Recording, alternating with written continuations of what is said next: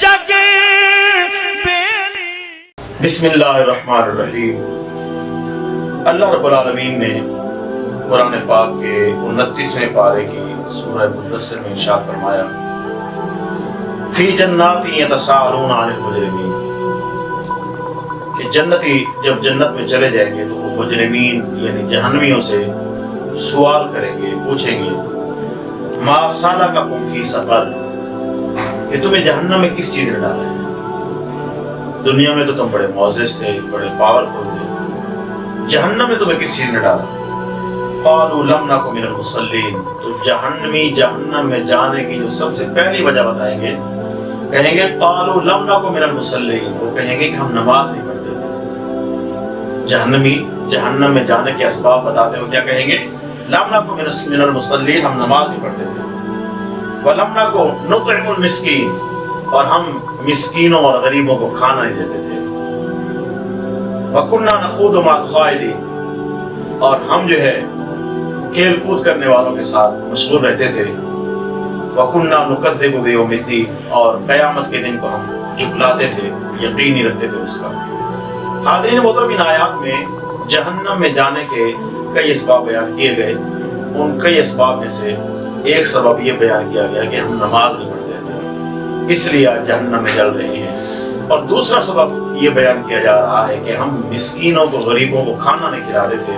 اس لیے ہم جہنم میں جل رہے ہیں۔ تو حاضرین محترم، اندازہ لگائیں کہ جو بے نمازی ہے وہ جہنم کا ایندھن ہے، وہ جہنم میں جائے گا۔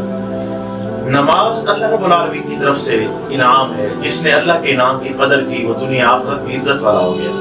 اور جس نے اللہ کے انعام کی بے قدری کی وہ دنیا اور آخرت دونوں میں ذلیل رسوا ہو جائے گا۔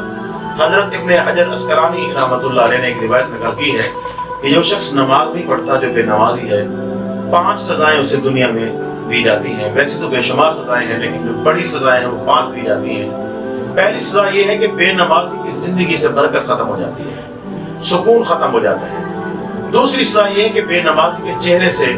صالحین کا جو نور ہوتا ہے، جو متقی پرہیزگاروں والا نور ہوتا ہے، وہ نور چلا جاتا ہے۔